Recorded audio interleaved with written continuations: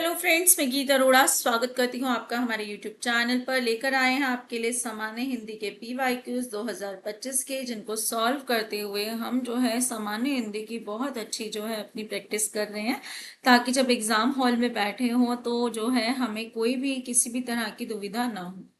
अगर आप पहली बार इस वीडियो को देख रहे हैं तो जल्दी से चैनल को शेयर कर लें, सब्सक्राइब कर लें, ताकि नोटिफिकेशन आपको जो भी वीडियो अपलोड हो उसके सबसे पहले मिले। चलिए अब टाइम वेस्ट नहीं करते हैं, जल्दी से प्रश्नों को हल करते हैं। सबसे पहला प्रश्न है हमारा गद्यांश आधारित प्रश्न, कॉम्प्रिहेंशन बेस्ड क्वेश्चन, जो जनरल हिंदी और जनरल इंग्लिश दोनों में आता है। तो क्या है यहाँ पर, मिथक रचना मानव मन की सहज प्रवृत्ति है। मिथक रचना क्या होती है? काल्पनिक रचनाएं जो होती है मनुष्य ने खुद से उत्पन्न की होती हैं, जिनके पात्र मनुष्य के खुद के होते हैं। सहज प्रवृत्ति है, सबके मन में कल्पना उभरती है। कवि की अनुभूति का निजी स्तर इतिहास के पटल पर विकसित होकर अपने अंतर विरोधों के साथ जब राष्ट्रीय और सामाजिक आयामों में बंध जाता है, तो मिथक रचना के लिए भी मनुष्य के मन में विचार तो होते ही हैं। वो कहाँ से आते हैं? इतिहास से आते हैं या समाज से आते हैं? इन सबको मिलाकर मनुष्य का भ्रम जो उत्पन्न होता है, जो उसका जो एक कल्पना उत्पन्न होती है, उससे इस रचना को जो है गढ़ा जाता है। यानी कि सभी तरह को मिलाकर जो है इस रचना को गढ़ा जाता है। तब काव्य में मिथकीय संचेतना का उद्भव होता है। मिथक स्वयं में काव्य तो नहीं, परंतु काव्य का प्रमुख उपादान होता है। ठीक है। विद्वानों की ऐसी मान्यता रही है कि मिथकीय प्रयोग की यह प्रवृत्ति विश्व के समस्त देशों के काव्यों में प्राप्त होती है। भारतीय वैदिक वाङ्मय से लेकर संस्कृत और हिंदी वाङ्मय के अद्यतन काव्य में मिथक का सजीव चित्रण सा हुआ है। मिथक जब कवि धर्म बन जाता है तो काव्य धर्म एवं कवि समय असमय जैसी मान्यताएं जन्म लेने लगती हैं, जैसे क्रोध वध और कविता का जन्म, नीर शीर विवेक और साहित्यिक आदर्श आदि जैसे अगिनत मिथक उसे समृद्ध बनाते हैं। वस्तुतः मिथक आदिम काव्य है, क्योंकि आदिम मानव की कल्पनात्मक वृत्ति ने इन कथाओं के माध्यम से अभिव्यक्ति पाई है। विश्व के अन्य देशों की तरह भारत में भी विशाल मिथक संपदा ऋग्वेद से लेकर संस्कृत के अभिजात काव्य, महाकाव्य, आख्यायिका और पाली प्राकृत और अपभ्रंश के साहित्य में भरी पड़ी है। ठीक है। तो ये हमें देखने को मिलता है मिथक में क्या क्या चीजें होती हैं, कैसे इसका जो है हमने जो है इसका आधार पाया है, आदिकाल से ही पाया है। चलिए प्रश्न देखते हैं। उपरोक्त गद्यांश के लिए उपयुक्त शीर्षक चुनें। क्या काल्पनिक काव्य हो सकता है? बात तो की जा रही है, लेकिन क्या है काल्पनिक काव्य का कहाँ पर प्रयोग करना? आदिम काव्य नहीं। हमने क्या कहा है? काव्य में मिथक के प्रयोग की बात हम कर रहे हैं मुख्य रूप से, कि काव्य में मिथक के प्रयोग का चलन कब से हो रहा है। ठीक है, ये हम पढ़ रहे हैं। अगला है, उपरोक्त गद्यांश में प्रयुक्त मिथक शब्द का पर्यायवाची शब्द बताइए। प्रत्यक्ष नहीं, भ्रम जो है हो सकता है। इसके बाद जो है सच्चा बिल्कुल नहीं, वास्तविक नहीं। ठीक है, वास्तविक तो बिल्कुल नहीं होता। मिथक क्या है? भ्रम है, झूठ है, कल्पना है। अगला है, उपरोक्त गद्यांश का केंद्रीय विषय पहचाने। काव्य में मिथक के रचना का प्रयोग, मिथक और इतिहास, मिथक रचना कवि धर्म, काव्य संस्कृति और इतिहास। तो संस्कृति और इतिहास की बात नहीं हो रही है। मिथक रचना कवि धर्म के बारे में फिर भी पढ़ रहे हैं, मिथक और इतिहास की बात जरूर हुई है, लेकिन मुख्य जो है ये बात नहीं हो रही है। मुख्य बात क्या हो रही है? मुख्य बात हो रही है काव्य में मिथक के रचना का प्रयोग। ठीक है, काव्य में जो मिथकीय रचनाएं होती हैं उनके प्रयोग की बात की जा रही है। तो जो शीर्षक था वही लगभग केंद्रीय भाव है। उपरोक्त गद्यांश के तथ्य पहचाने। लेखक के अनुसार मिथक क्या है? रचना मानव मन की सत्य प्रवृत्ति, ये तो नहीं पढ़ा। रचना मानव मन की असत्य प्रवृत्ति, रचना मानव मन की सहज प्रवृत्ति, रचना मानव मन की असहज प्रवृत्ति। ठीक है, ये हमने पहली लाइन में ही पढ़ा है। मिथक रचना मानव मन की सहज प्रवृत्ति है। सहज मतलब जो खुद से उत्पन्न हो। ठीक है, तो हमारा उत्तर क्या हो जाता है? हमारा उत्तर बन जाता है तीसरा। अगला है, उपरोक्त गद्यांश के आधार पर उत्तर दे। लेखक के अनुसार मिथक आदिम काव्य क्यों है?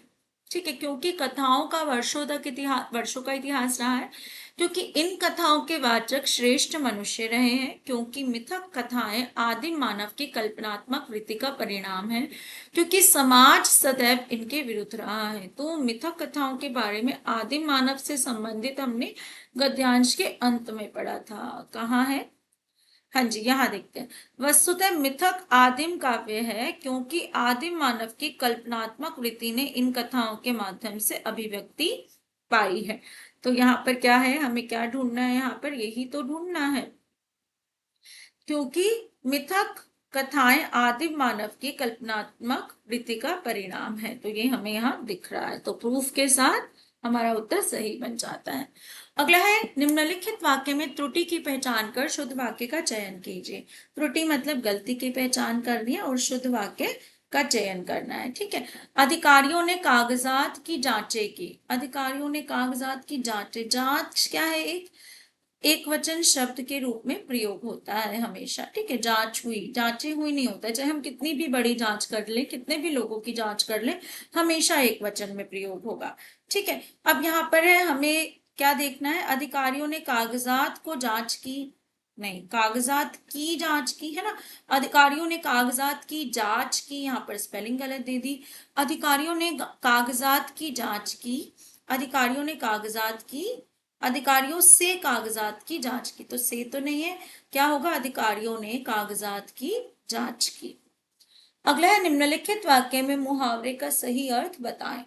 आंखों पर चर्बी छाना। ठीक है, आंखों पर चर्बी छा गई है भाई, इसके क्या कब बोलते हैं, जब घमंड से आंखें ऊपर हो जाती हैं, है ना, जब बहुत अभिमान हो जाता है, तो कहते हैं इसकी आंखों पर तो चर्बी छा गई है। इससे जो है क्या दिखाई देता है, सब कुछ अभिमान में ही दिखाई देता है। निम्नलिखित वाक्य में चिन्हित शब्द के लिए उचित पर्यायवाची शब्द का शब्द चुने। 8वां प्रश्न, तिरंगा हमारा राष्ट्रीय ध्वज है। ठीक है। यहाँ पर जो है चिन्हित शब्द ध्वज है, वैसे इसका हमें पर्यायवाची चुनना है। किरण, किरण को हम रश्मि बोलते हैं, कर बोलते हैं, दिशा दिक से संबंधित। आचार्य जो हमें पढ़ाए, हमारे अध्यापक हो गए, शिक्षक हो गए। तो क्या है, केतु बचा। ठीक है। जैसे मीन केतु एक शब्द आपने सुना होगा, मीन की केतु वाला, है ना, मीन की केतु वाला। तो केतु मतलब क्या होता है, ध्वज। ठीक है। ध्वज के अन्य पर्यायवाची जैसे पताका हो गया, झंडा हो गया, ये किसके पर्यायवाची है, ध्वज के हैं। तो केतु यहाँ पर सही उत्तर है। अगला है, निम्नलिखित वाक्यांश के लिए सार्थक शब्द का चयन करें। किसी की हंसी उड़ाना। तो किसी की हंसी उड़ाना, उसको धोखा देना तो नहीं होता, उस पर गुस्सा करना नहीं होता, उसको चुटकुला सुनाते हैं, उसके बाद हंसी आती है, तो चुटकुला तो मनोरंजन का साधन है।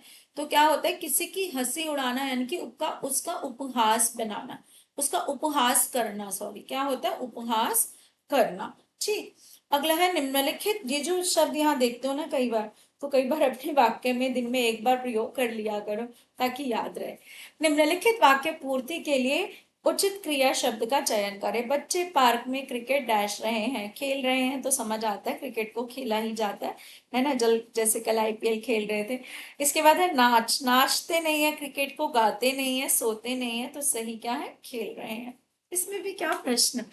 चलिए, निम्नलिखित वाक्य पूर्ति के लिए उचित विशेषण शब्द का चयन करें। रावण बहुत डैश स्वभाव का था।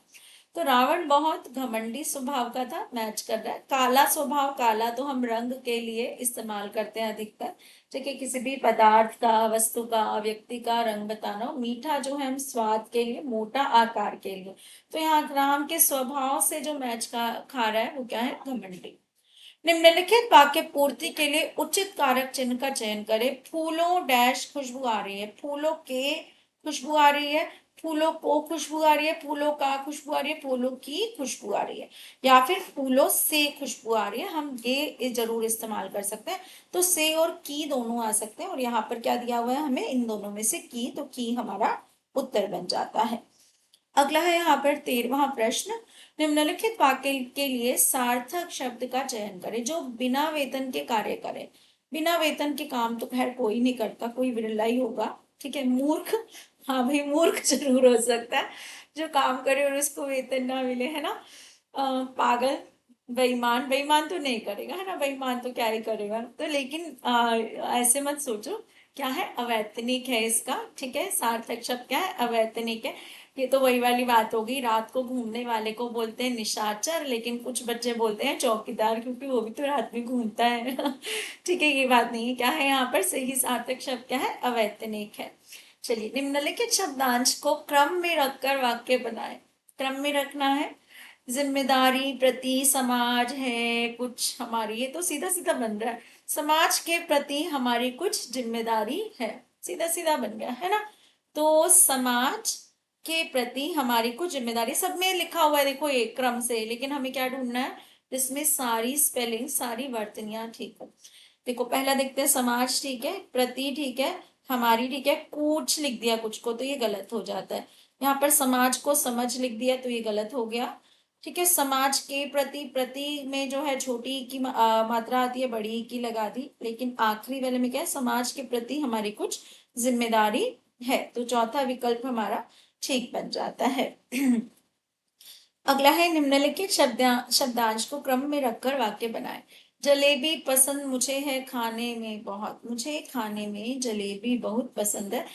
फिर से जो है चार विकल्प दिए गए हैं, कहीं ना कहीं जो है स्पेलिंग एरर है बीच में, जिन पर हमें ध्यान देना है कि हम जो है स्पेलिंग एरर वाला या वर्तनी अशुद्धि वाला विकल्प ना चुने। ठीक है, मुझे खाने में जलेबी बहुत पसंद है, पहले में मुझे कोई गलती दिखाई नहीं दी। आगे देखते हैं, मुझसे खाने में जलेबी बहुत पसंद है, ये तो नहीं है, मुझे आएगा ना, मुझसे लिख दिया, मुझे लिख दिया, यहाँ पर बिल्कुल गलत। मुझे खाने में जलेबी की स्पेलिंग गलत कर दी, तो यहाँ पर क्या है, पहला विकल्प ही ठीक है। अगला है, निम्नलिखित वाक्य में चिन्हित शब्द के लिए उचित पर्यायवाची शब्द नहीं है पूछा है, किसके लिए, यहाँ पर आम होगा चिन्हित शब्द। ठीक है, ठीक, अब यहाँ पर क्या है, रसाल, रसाल कई बार आपको वीडियोस में करा चुकी हूँ। ठीक है, आम का पर्यायवाची होता है। ठीक है, रसाल कैसे हुआ, क्योंकि आम में जो है बहुत सारे, आम में क्या होता है, बहुत सारा रस होता है। ठीक है, इसके बाद है आम्र, बिल्कुल तत्सम शब्द है। ठीक है, आम्र किसका तत्सम शब्द है, आम का। ठीक है, आम इसका तत्व है। पीक, पीक होती है कोयल। ठीक है, और अमृत फल आम का पर्यायवाची है। इसके साथ ये जो पीक से बना है, पीक बंधु जरूर बना है आम का पर्यायवाची, क्योंकि कोयल को खाना बहुत पसंद है। ठीक है, ये जो कोयल के मित्र के रूप में जाना जाता है, खाने में पसंद होगा कोयल को, है ना आम। तो यहाँ पर जो है पीक लिखकर कंफ्यूज कर दिया, लेकिन पीक खाली इस्तेमाल हो तो कोयल। ठीक है, और जो है पीक बंधु हो तो आम। अगला है हमारा निम्नलिखित वाक्य में त्रुटि की पहचान कर शुद्ध वाक्य का चयन करें। भारत में अनेकों जातियां हैं। अच्छा, आप यहाँ पर देखो, सबसे पहले बता दूं, ऐसे जो है अशुद्धि शोधन मैं एक वीडियो पहले भी अपलोड कर चुकी हूँ। अनेकों कोई शब्द नहीं है हिंदी भाषा में। ठीक है, अनेक, एक का विलोम, एक का विलोम कह रही हूँ, एक का बहुवचन रूप अनेक होता है। ठीक है, तो ये अनेकों कोई शब्द होता ही नहीं, या तो हम कहेंगे एक या कहेंगे अनेक। तो भारत में अनेक जातियां हैं। ठीक है, यहाँ पर जातियां में बहुवचन आना चाहिए, जो नहीं लगाया गलत हो गया। भारत में अनेकों जातियां हैं, अनेकों शब्द आने से गलत हो गया। भारत में अनेक जाति हैं, तो यहाँ पर जाति की वर्तनी वैसे सिंगल एक वचन में भी गलत, और वैसे भी यहाँ पर क्या है, जाति क्रिया का रूप दे रहा है। भारत में अनेक जातियां हैं, तो चौथा विकल्प यहाँ पर सही बनता है। अगला है, निम्नलिखित वाक्य में मुहावरे का सही अर्थ बताएं। पोबारा होना, उसके तो पोबारा हो गया, यानी कि लाभ ही लाभ हो रहा है। ठीक है, पोबारा होना मतलब लाभ ही लाभ हो रहा है। जैसे नमक का दरोगा एक कहानी है, अधिकारियों के पोबारा हो गए थे, अगर किसी ने पढ़ी हो तो मतलब उनको लाभ ही लाभ होता था। अगला है, निम्नलिखित वाक्य पूर्ति के लिए उचित कारक चिन्ह का चयन करें। कारक बहुत पूछा जा रहा है, जितने भी पीवाई क्विज करा रही हूँ, 2 से 3 प्रश्न जो है कारक के आ ही रहे हैं, तो इसको जो है अच्छे से कर लेना। आकाश डैश रंग बिरंगी पतंगे उड़ रही हैं, तो आकाश पर तो नहीं होगा। ठीक है, आकाश को के लिए में क्या होगा, आकाश में। ठीक है, क्या होगा, आकाश में। निम्नलिखित वाक्य पूर्ति के लिए उचित कारक चिन्ह का प्रयोग करें। तो ये तीसरा प्रश्न है शायद, है ना। कार्य हमेशा समय डैश करना चाहिए, समय ने करना चाहिए, को करना चाहिए, की करना चाहिए, तो बच्चा बच्चा बता दे कि कार्य हमेशा समय पर करना चाहिए। ठीक है, ऐसे क्वेश्चन आपको गलत नहीं करने हैं, तो टारगेट ये रखना है कि हिंदी में 20 में से 20 आने ही चाहिए। चलिए, क्लास अच्छी लगी होगी ऐसी उम्मीद है। Thank you.